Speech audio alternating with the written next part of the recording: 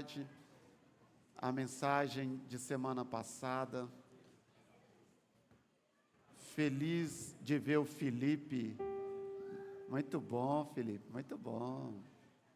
Isso aí. Muito bom. Diga para a pessoa que está ao seu lado, muito bom ter você aqui.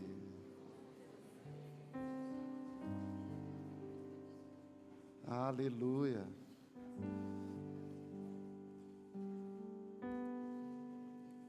Gênesis,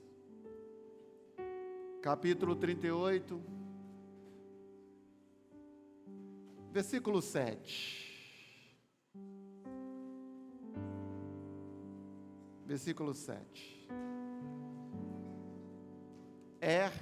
Porém, o primogênito de Judá era mau aos olhos do Senhor. Por isso o Senhor ele era mau aos olhos do Senhor e o Senhor Essa é uma face de Deus que as pessoas preferem ignorar, né?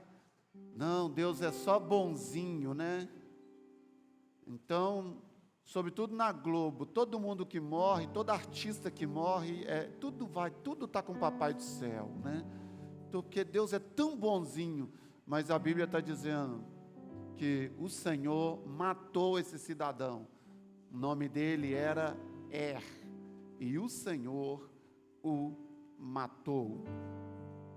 Versículo 8. Então disse Judá, o pai. Então disse Judá a Onã: toma a mulher do teu irmão e casa-te com ela e suscita descendência a teu irmão. Onã, porém, soube que essa descendência não havia de ser para ele. E aconteceu que, quando possuía a mulher do seu irmão, derramava o sêmen na terra, para não dar descendência a seu irmão. Olha as coisas que a Bíblia trata. Olha as coisas que a Bíblia trata. Os detalhes que a Bíblia dá. Próximo. E o que fazia era mal aos olhos do Senhor, pelo que também o Senhor o matou. Então disse Judá a Tamar, sua nora, viúva pela segunda vez: fica viúva na casa do teu pai, até que Selá, meu filho, seja grande. Porquanto disse, para que porventura não morra também esse meu filho, como seus irmãos. Assim foi Tamar e ficou na casa do seu pai. Passados-se, pois, muitos dias, morreu a filha de sua, mulher de Judá, e depois de consolado Judá, subiu aos tosqueadores das suas ovelhas em Tímina, ele e Ira, seu amigo, o Adulamita. Pai, obrigado pela tua palavra. Obrigado porque está escrito que em ti não há sombra e nem variação. O Senhor é luz, em ti não há escondidos. Obrigado, porque o Senhor está trazendo clareza para nós. Obrigado por cada pessoa que está nos assistindo, seja de um hospital, seja em casa, um local de trabalho. Obrigado por essa pessoa que recebe cura, que recebe libertação por intermédio da tua palavra. Eu oro a ti de maneira específica, agora mesmo, por essa pessoa que mandou a mensagem bem agora, clamando por libertação das drogas. Ela está nos assistindo, e eu declaro o toque do Deus vivo sobre você, no nome de Jesus. Eu declaro o Senhor purificando o seu sangue, tirando do seu corpo toda dependência química, no nome santo de Jesus. E assim como aqui neste local, tem muitos que já foram prisioneiros das drogas, hoje são homens e mulheres livres. Eu declaro sobre você, porque você pediu, e a Bíblia diz: pedi e dar-se-vos-á.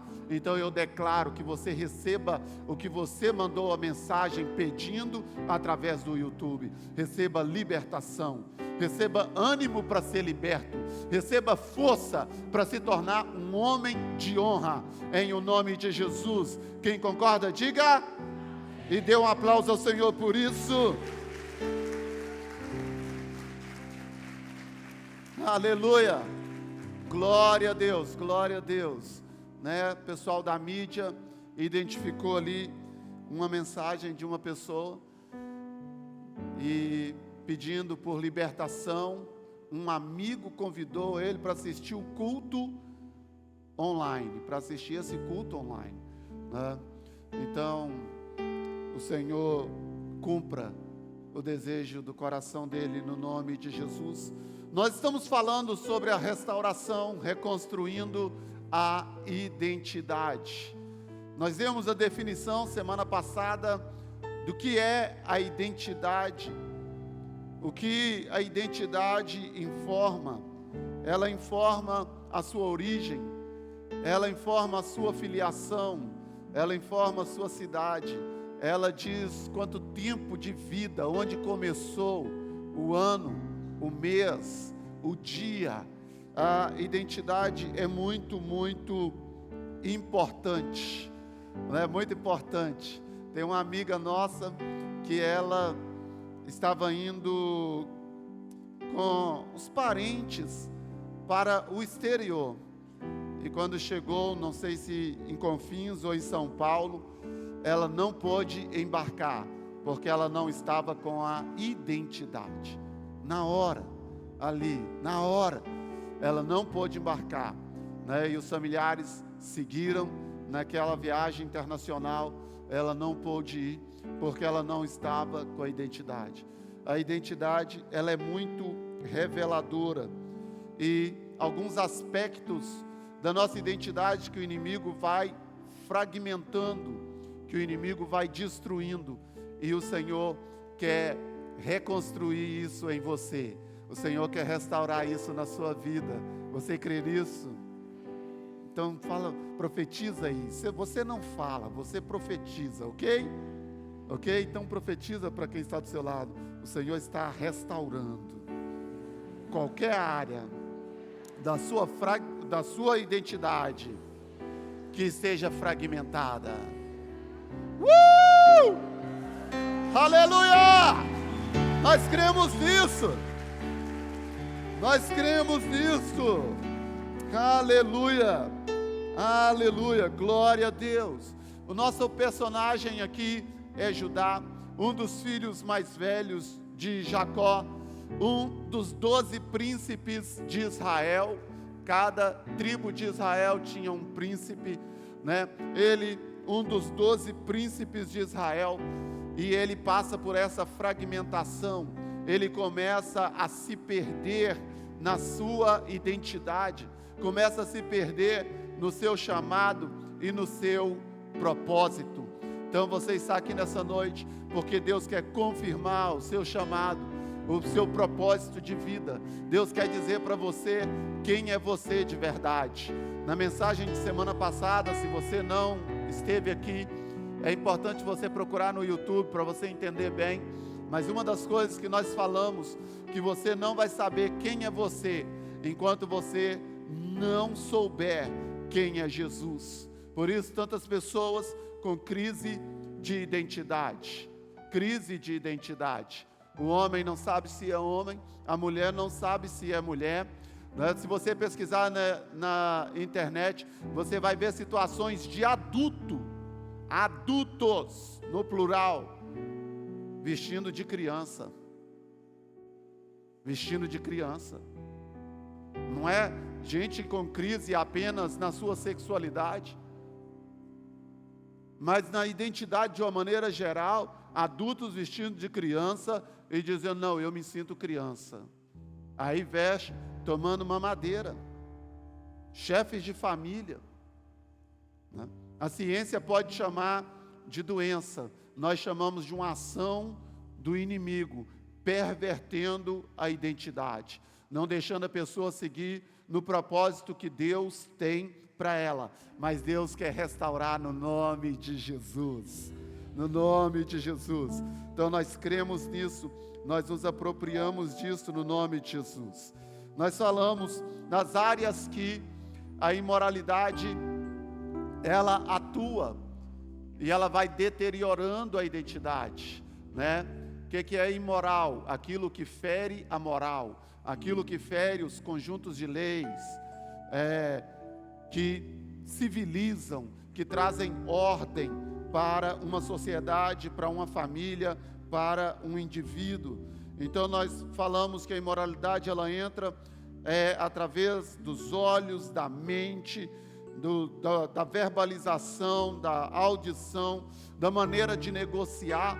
Em tudo isso, a identidade vai sendo fragmentada e a imoralidade vai sendo fortalecida, vai sendo construída na vida das pessoas através da mentira, da fuga, quando a pessoa não enfrenta os problemas que tem que enfrentar, as lutas que tem que enfrentar, ela prefere fugir, né, do que reconhecer seus erros, suas mazelas.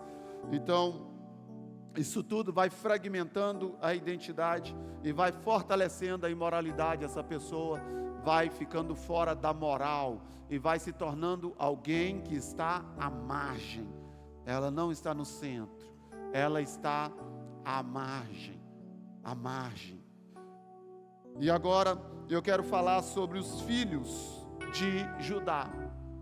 Quando Judá, ele atua no processo de enganar o pai, mentir para o pai, quando ele atua no processo de querer a morte do irmão, embora ele fala, não, peraí, a gente não pode matar o nosso irmão, né? E eles acabam vendendo o irmão, e ele é cúmplice de tudo isso. Ele é apenas um jovem solteiro, apenas um homem solteiro, sabe? Nós vivemos como se não houvesse amanhã. Eu disse na semana passada, mas o amanhã existe, e o amanhã é logo ali. Amanhã chega muito rápido, chega muito rápido. Quem se lembra com muita clareza do nosso culto de virada de 2025 para 2026? Quem se lembra?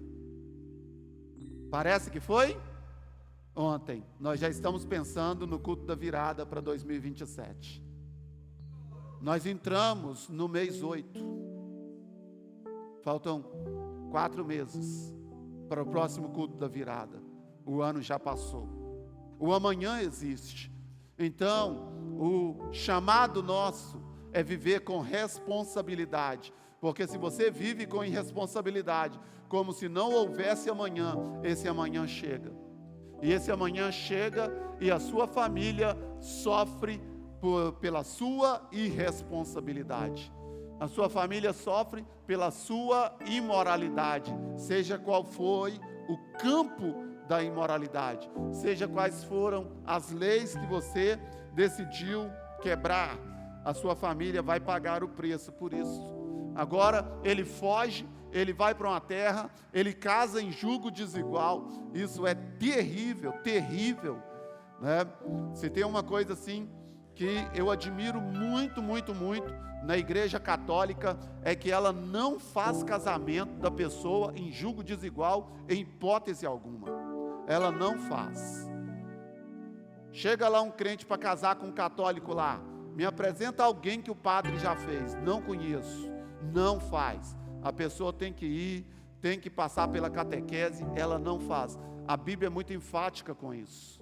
O Senhor, Ele não aprova o jugo desigual.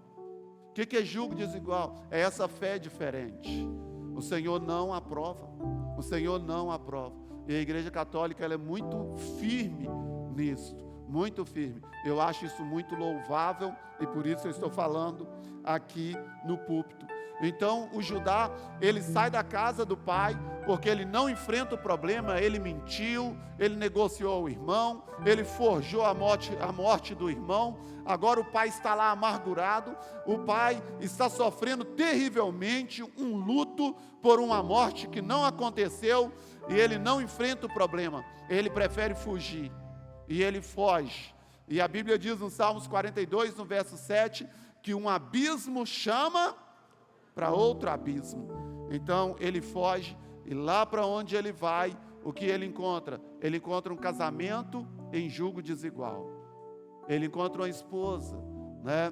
Ah, mas eu amo. Ok, mas a Bíblia, os princípios de Deus têm que estar acima do seu amor. Tem que estar acima. E ele encontra essa mulher, casa com essa mulher, tem 3 filhos com ela, e agora 2 filhos estão casados e um morre. O costume daquela época, eu não sei hoje em Israel se ainda é assim, mas naquela época era da seguinte maneira: a descendência é muito importante, muito importante. Por isso que você vai encontrar aquela parte chata na Bíblia, que é a genealogia. Fulano gerou cicrano, que gerou cicrano. Quem ama ler essa parte? Ninguém gosta, é enjoado, mas a Bíblia trata isso com muita seriedade. E aí, ele casa e não tem filhos, não tem descendente, e ele morreu. Qual era o costume então? O irmão, ele vai assumir a viúva, porque ele vai suscitar o nome do irmão que morreu. Ele vai suscitar a descendência, para que o nome desse irmão não seja apagado.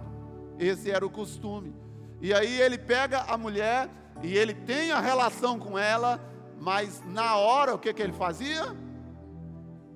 Ele despejava a semente fora. Ele estava enganando aquela mulher. E a Bíblia diz que ele fazia isso por quê? Porque ele sabia que a descendência não seria dele. O nome que seria dado não é o dele, é o nome do irmão dele que morreu. E ele fazia isso, e a Bíblia diz que o Senhor o matou. E agora o Judá, então ele vem e chama essa viúva, porque 2 filhos dele já morreram na mão dela. E ele colocou a culpa em quem? Falou: isso é a viúva negra, né? Todo mundo que cai na mão dela morre. E ele tem o 3º filho. Ele fala: olha, vai para a casa do seu pai, quando o meu filho, que ainda está novinho, quando ele crescer, aí ele vai ficar com você para suscitar descendência. Mas ele fala: não vou fazer isso não, porque ela vai matar meu menino também. Porque o problema sempre está no outro, o problema não está na gente.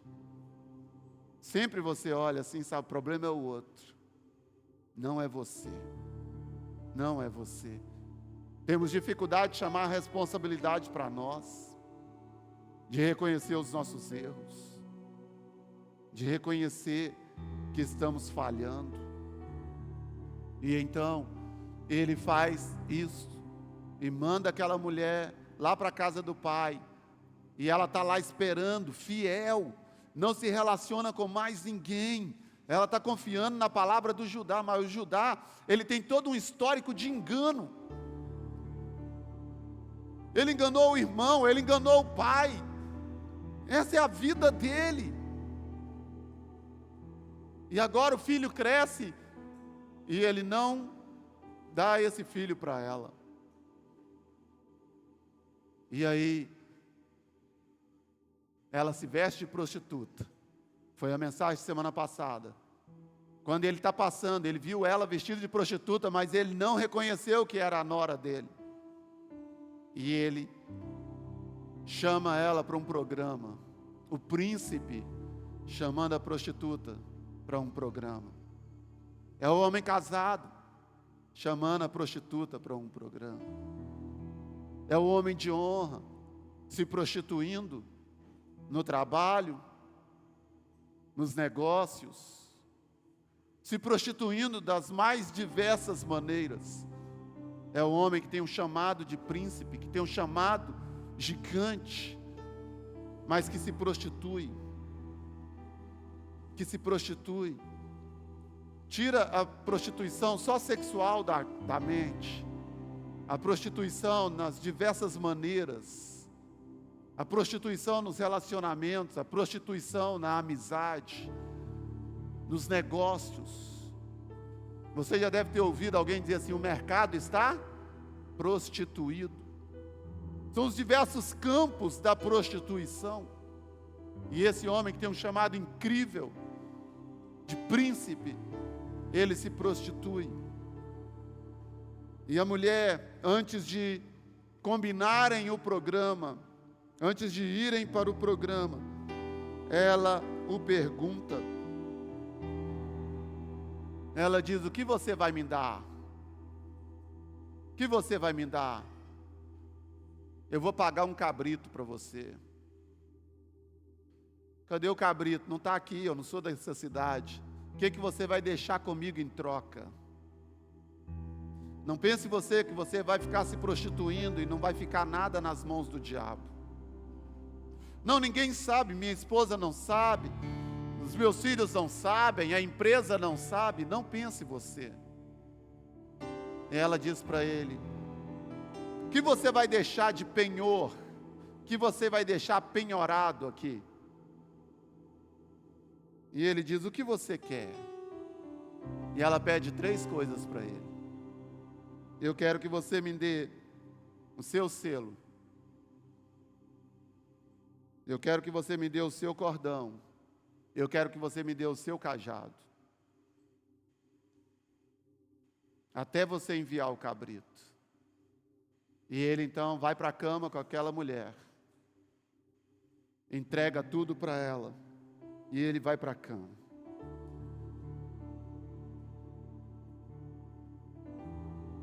Toda prostituição tem o seu preço.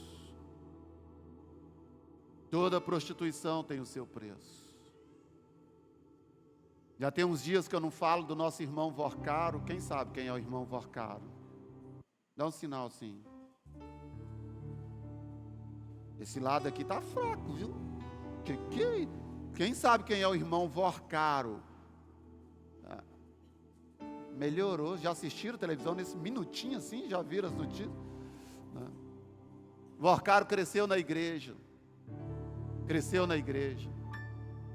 Teve programa de televisão cristão. O pai dele colocou ele na igreja, ensinou para ele os princípios. Mas toda prostituição tem o seu preço. E ele se torna um bilionário através da prostituição. A conta chega. A conta chega. O preço da prostituição chegou para aquele homem. Aquele homem, na festa de 15 anos, para a filha, que custou milhões, hoje está atrás das grades. Atrás das grades. Toda prostituição tem o seu preço. Toda prostituição tem o seu preço. E outras pessoas pagam por ele. Onde está o pai do Vorcaro? Um homem já idoso. Onde está o pai do Vorcaro? Na cadeia. Na cadeia. Porque se você decide se prostituir, você vai colocar gente que te ama e gente que você ama em perigo. Em perigo. Estamos vendo isso nos nossos dias. E eu estou lendo o texto aqui de milênios atrás. Milênios atrás. É uma decisão. Diga para quem está do seu lado: faça a escolha certa. Não deixa nenhuma pessoa sem receber essa profecia. Não deixe nenhuma pessoa sem receber essa profecia. Faça a escolha certa. A prostituição tem o seu preço. O inimigo não vai te dar prazer de graça. O inimigo não vai te dar prazer de graça. Você vai ter que deixar alguma coisa na mão dele. Talvez coisa que você não está dando valor. Ela pede 3 coisas para ele. Ela pede o anel, o selo, é o anel de selar, gente. Príncipes usavam o anel de selar, reis usavam o anel de selar. Por que se chama anel de selar? Quem já assistiu os filmes medievais, o rei lançava um decreto, e ele selava aquele decreto com um anel. O anel tinha o brasão da família real, e aí vinha com a cera, colocava lá no papel, e ele batia lá com o anel de selar. Era a assinatura de um contrato. Olha o que o espírito da prostituição pede para aquele homem: eu quero o seu anel de selar. Ele ia pagar um cabrito. Eu quero o seu anel de selar. Você vai ter que deixar alguma coisa nas mãos do diabo para ele te dar um pouquinho de prazer. Você vai ter que deixar coisas importantíssimas nas mãos de Satanás para ele te dar um pouquinho de euforia. O que significa biblicamente o anel de selar? O anel de selar era a identidade. Era a identidade, o documento de identidade. O anel de selar era a autenticação, a assinatura, o que confirmava a palavra, o que confirmava uma decisão. O anel de selar.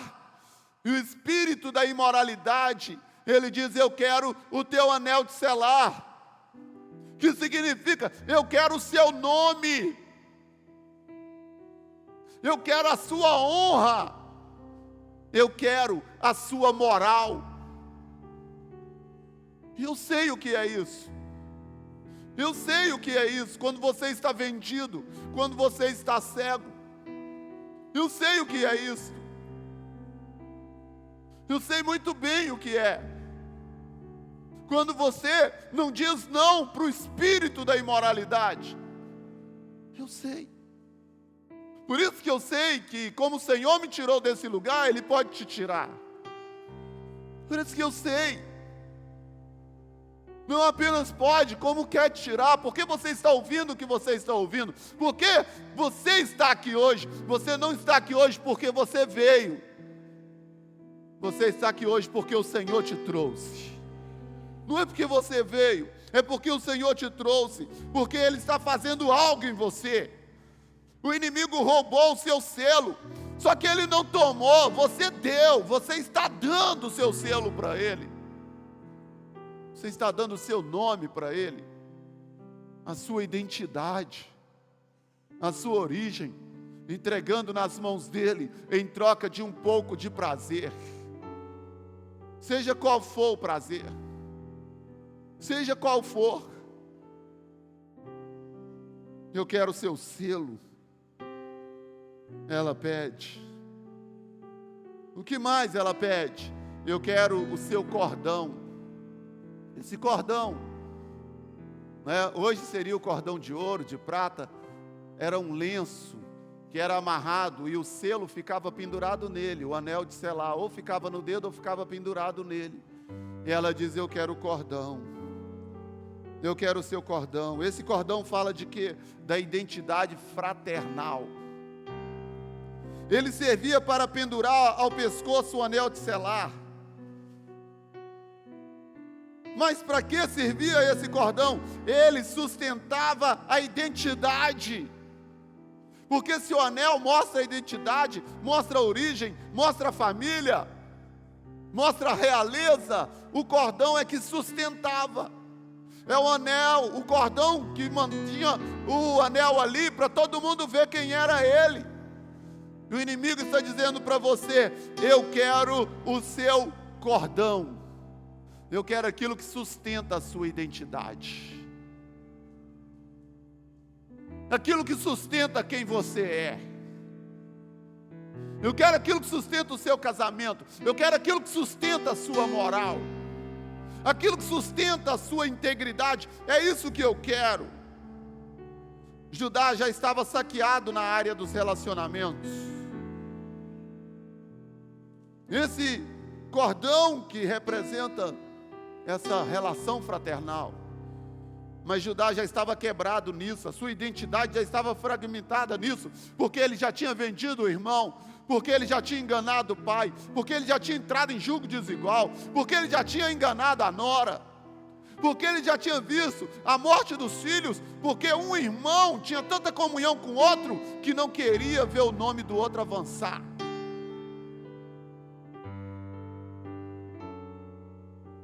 Uma família fragmentada na área dos relacionamentos, e Satanás diz: eu quero o cordão, eu quero aquilo que diz respeito ao relacionamento de vocês. Aí você não consegue ter comunhão em casa, você não consegue ter comunhão no casamento, você não consegue ter comunhão no trabalho. Onde você trabalha vira um inferno, vira um campo de fofoca. Sabe por quê? Porque o inimigo pegou o seu cordão, o que sustenta os relacionamentos. Você não consegue ter harmonia em lugar nenhum. As pessoas não conseguem ter saudade de você. Sabe aquela pessoa, está um grupinho, quando ela chega, o grupo dissipa. Dissipa, porque ela teve a sua identidade relacional rompida. Se torna alguém desagradável. Alguém que as pessoas não têm prazer de estar perto. Porque o inimigo roubou o seu cordão. Roubou o seu cordão. Ou você entregou em nome do prazer, em nome de satisfação. A terceira coisa que ela pede para ele: eu quero o seu cajado. Quero o seu cajado. O que significa o cajado? O cajado é a identidade ministerial. Todos nós carregamos um cajado. Eu carrego o cajado de pastor dessa igreja, mas também eu carrego o cajado de cabeça da minha esposa, de sacerdote da minha casa. Todos nós carregamos um cajado. A minha esposa carrega um cajado ministerial, mas também ela carrega um cajado profissional, mas também ela carrega um cajado de mãe, de esposa. Todos nós temos um cajado. Todos nós temos um cajado, e o inimigo está de olho no nosso cajado. O cajado é o símbolo do ministério que o Senhor confiou a você. O ministério da família, o ministério na igreja, o ministério da palavra, do louvor. O cajado fala disso.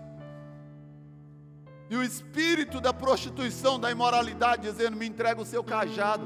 Você não tem palavra para os seus filhos.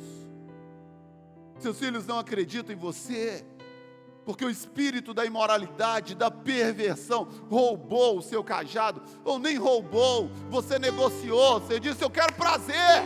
Ele diz: me dá o seu cajado, me entrega a sua casa, me entrega os seus filhos, e em nome do prazer você entrega. Me entrega a sua empresa, porque cada vez que você quer prazer de qualquer jeito, você está entregando o que Deus colocou nas suas mãos. É isso que está acontecendo. Ela diz: eu quero o seu cajado. Ele está tão afoito por prazer, ele está tão afoito por satisfação, que ele entrega o anel, ele entrega o cordão, ele entrega o cajado, ele entrega tudo. Guarde essa frase: quem não enfrenta a dor, busca alívio a qualquer custo. Quem não enfrenta a dor, você está se afundando na bebida, porque você está correndo de qual dor? Você está afundando na perversão sexual, porque você está correndo de qual dor? Você tem que fumar e cheirar, porque você está correndo de qual dor?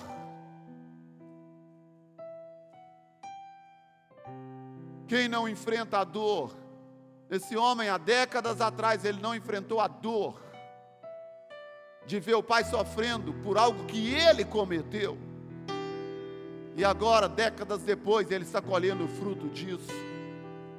Quem não enfrenta a dor, vai buscar alívio a qualquer custo, ainda que seja a custo das drogas, da relação sexual fora dos princípios e valores de Deus, ainda que seja da degradação de si mesmo, nem que seja para ter só um pouquinho de alívio. Mas eu estou querendo fugir dessa dor.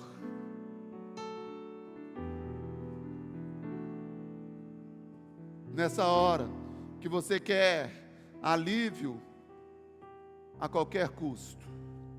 Ainda que custe a família, ainda que custe os filhos, ainda que custe o casamento, ainda que custe a sua moral, a sua integridade, ainda que custe a sua idoneidade, ainda que custe a tristeza e a amargura dos seus pais.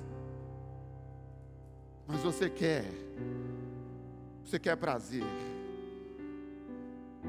Nessa hora o inimigo vê as oportunidades, ele atua em cima das suas carências.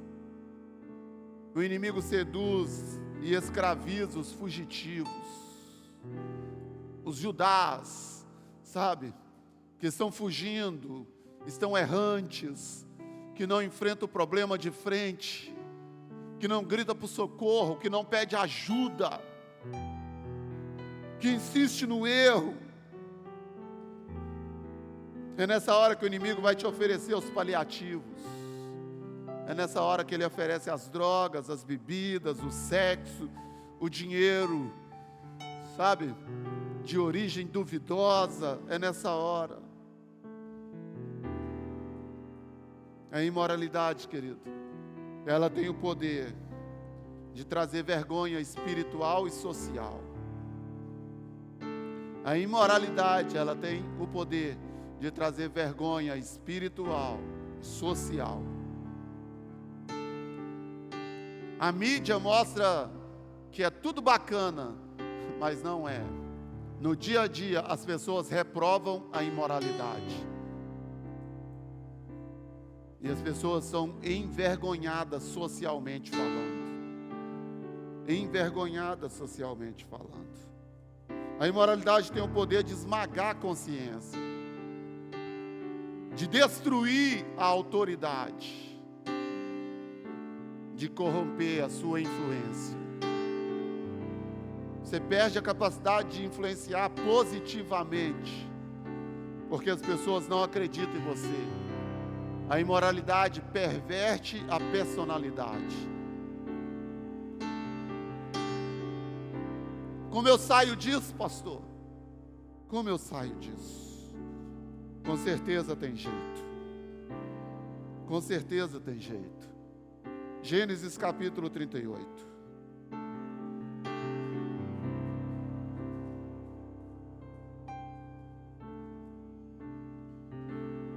Deixe-me abrir aqui. Com certeza tem jeito. Caso contrário, o Senhor não te traria aqui para ouvir essas coisas. Como sair? Como sair dessa situação?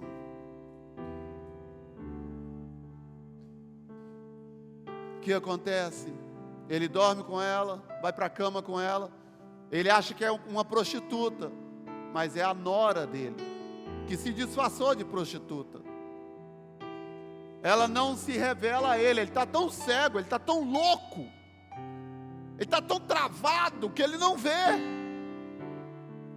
Nem na hora do ato, ele não vê que é a nora. E ele vai embora, pede o amigo para trazer o cabrito, paga a prostituta lá a nossa noite de prazer. Um amigo vem com o cabrito e diz: não achei nenhuma prostituta. Falaram que não tem prostituta lá. Quando passa alguns meses, alguém manda notícia para ele: ei, sabe sua sogra, a sua nora? Aquela safada está grávida. Sendo que seus 2 filhos morreram, como é que ela está grávida? E ele é um cara crente, o Judá. Ele fala: tem que matar uma praga dessa. Está grávida? Ela não tem moral. Vão matar. Está cheio de gente de Deus assim, sabe? Com seus escondidos, com a sua vida bagunçada e atirando pedra, querendo matar os outros. Querendo matar os outros. Porque quando eles estão querendo matar os outros, na verdade estão querendo matar a si mesmos. Porque eles sabem como eles estão podres. Sabem como estão pervertidos. 38, 24. Passado quase 3 meses, foi dito a Judá: Tamar, sua nora, adulterou, pois está grávida. Então disse Judá: tira ela para fora. Ela vai ser? Gente do céu. Tira ela para fora para que ela seja queimada. Isso é real, gente. Isso é real. Tirando-a, ela mandou dizer ao seu sogro: do homem de quem são essas coisas, eu engravidei. Pensa o povo todo lá. Você sabe que o que não falta é gente para ver a fogueira. E o que não falta é gente ruim para colocar lenha na fogueira. Está lá, a geral. Vamos ver agora a fogueira santa de Israel. Ela manda: antes de me queimarem, entrega para o meu sogro isso aqui. E fala para ele que eu estou grávida do dono dessas coisas. A pessoa que já pegou, já olhou o anel de selar e já falou: rapaz, nunca imaginei. O que pegou já nunca imaginei. Nunca imaginei. E então eles chegam lá. Reconhece de quem é esse selo, e esse cordão, e esse cajado? Reconheceu Judá e disse: mais justa é ela do que eu. Mais justa é ela do que eu. Como eu venço, como eu saio dessas cadeias, dessas ciladas de Satanás. Como eu saio do tacão da imoralidade, da perversão, daquilo que está destruindo a minha casa, minha moral, minha conduta. Sabe como você sai, querido? Com arrependimento genuíno. A palavra grega para arrependimento é metanoia, que significa mudança de mente. Diga para quem está do seu lado: Deus vai mudar sua mente agora.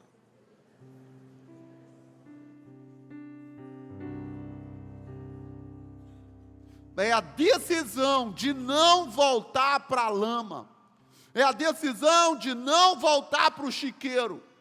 De olhar o inimigo esfregando na sua cara aquilo que Deus te deu. O inimigo esfregando na sua cara e dizendo: olha aqui, é seu, mas está nas minhas mãos. Arrependimento genuíno. Arrependimento genuíno. Como eu saio desse lugar? Segundo, confissão. Abra o coração. Ou você abre o coração, ou Satanás vai esfregar na sua cara como esfregou na cara do Judá. Abra o coração. O que está errado? Procure gente para te ajudar. Procure gente decente para te ajudar. Procure gente que tenha cajado, e que tenha selo, e que tenha cordão nas mãos, para te ajudar a romper, a avançar. Procure. O Senhor diz: eu tenho 7.000 que não se dobraram. Tem gente santa. Tem ou não? Tem gente santa. Tem homens de Deus de verdade. Tem mulher de Deus de verdade. Tem igreja servindo a Deus de verdade. Tem um monte. Tem um monte. Procure, confesse, abra o coração. Terceira e penúltima atitude para sair dessa situação: quebrantamento. Abra mão do orgulho, da sua arrogância. Reconheça que você precisa de ajuda. Desça do salto, desça do pedestal. Quebrantamento. Quebrantamento. Se quebrante. Se quebrante. Eu me lembro, Mike, quando eu fui lá na sua empresa, na empresa de vocês, sentei lá no escritório, e o Maico disse: olha, pastor, carro bonito, a empresa está funcionando, olha o tanto de remédio aqui na minha mesa, porque eu não estou bem. Porque eu não estou bem. Confissão, quebrantamento, descer do salto. Por isso que está aqui abençoado. Dê um aplauso ao Senhor por isso.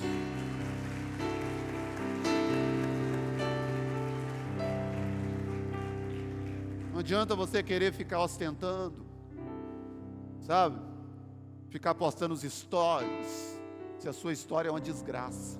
Não adianta você ficar postando uns segundos de história. É só uma mentira. Só uma mentira. Quebrantamento. O salmista diz: um coração contrito e quebrantado o Senhor não despreza. O Senhor não despreza. Se quebrante. Se quebrante. E por último, restituição. Mais justa é ela do que eu. Mais justa é ela do que eu. Quem que você precisa restituir? Um pedido de perdão? Um perdão? O que você precisa restituir? O Espírito Santo fala ao seu coração que você precisa restituir. Esse negócio de só falar que é de Deus, mas você não restitui, você não conserta erro, você não faz nada, esse não é o Deus que eu sirvo, esse não é o Deus que eu prego, esse não é o Deus da Bíblia.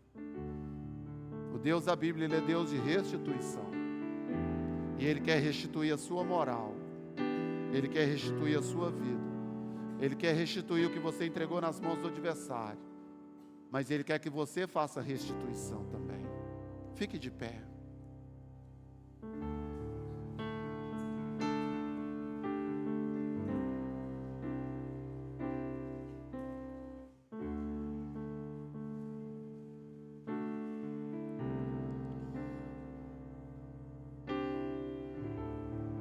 Deus é o Deus da restituição. Judá perde a moral, ele perde tudo. Perde tudo, perde os filhos. Mas sabe o que a Bíblia diz sobre Judá? Sabe o que a Bíblia diz sobre Judá? Hebreus capítulo 7, versículo 14. Visto ser manifesto, não tem escondido, visto ser manifesto, que o nosso Senhor Jesus procedeu de Judá. Jesus é conhecido como leão. Jesus é conhecido como leão